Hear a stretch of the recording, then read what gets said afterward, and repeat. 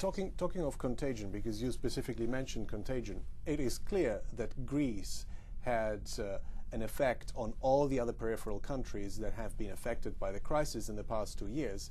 It is not clear anymore whether a default of Greece now would have the same contagion effect on some of the peripheral countries. Where do you stand? Nobody knows, but I would be prepared. Whenever I would stay in office, I would give the order to elaborate a plan B. And a plan B must include better firewalls for the case that Greece is going insolvent or illiquid. So I think it is necessary to build these firewalls to diminish the risk of a contagion for other Mediterranean countries, or even some more countries who are member states of the European Union. I think we need a bridge, and for the time being the only bridge I see is the ECB. Could I ask you on that particular issue, Per, how you evaluate the efforts of the ECB in this whole effort? Draghi has not been in office very long. Can you tell us how you think things are going? Are they doing the right things? Would you do things differently at the ECB if you were in charge? Yes, you know that the ECB has only one mandate, in opposite to the Fed. The only mandate is price stability. But in fact, they are compelled to be sort of a deputy actor because the European Council failed since the meeting in May 2010. So the ECB was compelled to act, and they did. So I'm not a criticizer that the ECB is buying sovereign bonds on the secondary markets. Some people criticize it because, well, it is a bailout strategy they are driving. But in my eyes, it's for the time being, it is necessary. Then we have to establish a European stability mechanism with the beginning of July, and perhaps we have ratified the fiscal compact in autumn of this year.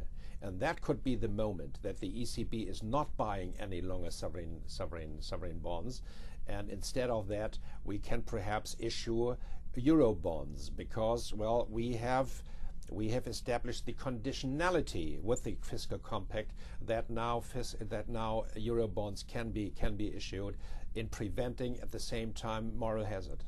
But the German government so far has been adamant at saying that Euro bonds perhaps, but only at the end of this road. Do you think that the end of this road could be already reached in September, and or are your colleagues at the CDU talking of a much bigger time frame? Yeah, that's the problem of the current government, because they denied to be in favor of Eurobonds. On the other side, in my eyes, it's for sure that they can argue, well, now we have established the conditions, the preconditions to be helpful or to be in favor of Eurobonds, because, well, this is a very good disciplining mechanism that moral hazard is will not be prolonged by these countries. Well, I would be in favor of an amendment of the European treaties, but after the United Kingdom did not adopt or approve the resolution of the European Council in January, and the Czech government refused to do so, we can only make an agreement on international law and hope that it will be ratified by most of the left 25 member states of the European Union, in particular the member states of the monetary union. Which brings us to the next point, basically, which is also the kind of approach. We're talking about the fiscal union, we're talking about closer integration between at least the members of the Eurozone. But at the same time, we also see that there are huge fault lines between some of the core countries, specifically Germany and France, where the approach seems to be a completely different one. France is advocating an intergovernmental approach, sort of the old Gaullist approach to European problems. And the German government, your former colleague and boss, Angela Merkel, is basically saying, she said it in Davos, I can see a future where the European Union is governed by a commission that is a European government and a strong European Parliament, and the European Council is only playing the role of a second chamber. Yes, but that's not the question of the short-term crisis management. That is more a question concerning the mid-term crisis management. What have we to improve? Are we going to establish a sort of an economic government, or are we talking about a better economic governance, for example? Can we strengthen the responsibility of the European Commissioner.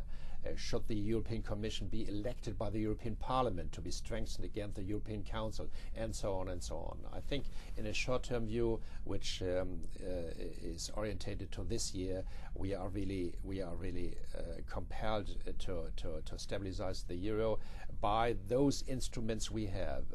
And in my eyes, we have only the choice between bad instruments, more or less. And you can criticize them from a legal point of view, from an economic point of view, and a political point of view. In my eyes, it must be a combination. The ECB has to buy government sovereign bonds till autumn this year. On the secondary market. Yes. The ESM has to be established with the beginning of July, and the fiscal compact has to be ratified till autumn this year too, and afterwards you have the precondition or prerequisites to issue European bonds. Per, just as a final comment here, you have seen Germany stand up for rules, and to some extent you tried to enforce them yourself when you were finance minister. Germany has taken a lot of criticism for this, and not only in the streets of Greece but elsewhere. And one has the feeling that Merkel now and you before were saying we must stand up for the rules, because if we have no rules then we're not going to deal with this problem effectively. Germany has taken a lot of criticism. Europeans are saying Germany wants to make a Germanified Europe. How do you respond to those kinds of criticisms when you hear it? Well, we broke the rules. In 2003, Germany and France broke the rules. You did.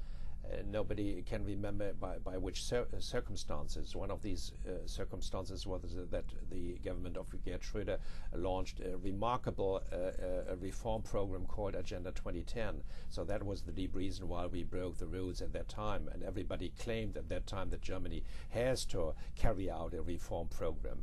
But nevertheless, we broke the rules by ourselves a couple of years ago. To play by the rules is always important. But, well, sometimes you can die in holding a principle. And for the time being, we have to be pragmatic. So whenever somebody said, well, the European treaties does not allow any bailout tranche, well, I say, what's the alternative? The alternative would be a disorderly insolvency process or procedure for Greece. And I don't know which infection channels would come in what you say in power, or would work suddenly against our European interests. So when you sit now, it's middle of February, and you look forward for the next several months, are you semi-confident? Are you somewhat confident that even though we don't know what's going to happen to Greece, you said there was a little bit of unpredictability there? Or are you frustrated? Yes, to a certain extent, I'm frustrated by the current by the crisis management, because in my eyes, we missed the right time to tell a final story to the capital markets, and we missed the time, in my eyes, in May 2010. When in May 2010, for example, Sarkozy, Merkel, Jean-Claude Trichet, Jean-Claude Juncker and Barroso would have made an announcement in a press conference, the Greek bonds are guaranteed. It would be critical, but nevertheless it would be more advantageous than the situation we are facing just right now. We missed that time. So how much time is left, Per? Nobody knows. But referring to what I already said, now we have only the choice between bad solutions, and I think we have to make a combination of what we can undertake just right now to stabilize the euro. Well, just quickly, I'm just going to quote German officials here, at least the ones that come to Washington, and they try to convey this picture of look how far we have got. Look, if it hadn't been for our sometimes hard-nosed techniques, bargaining techniques, we would not have had governments in place in some of the peripheral countries like Italy, for instance, that are reforming a country that is much bigger than Greece and had problems in getting its competitiveness back on track, and basically the glass is half full and not half empty. That's the attempt to declare a volatile decision process to a strategy. I can do so anytime, because nobody knows. I think you could have helped, or you could have stabilized the situation, and at the same time you could have elaborated conditions under which you could be helpful or could lend solidarity to countries who need solidarity.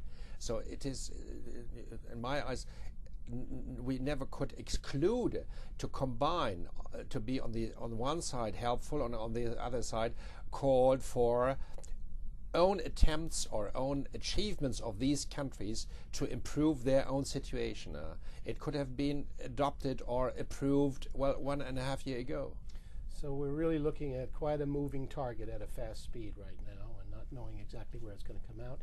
You've helped us start this series, Per. I have a feeling that we're going to need you back to continue it as this problem continues to be a challenge for us. Which means that I always have come over to Washington. Yes. Anytime at AICGS. Every week. Anytime you want, sir. Thank you, Per, very much. Thank you.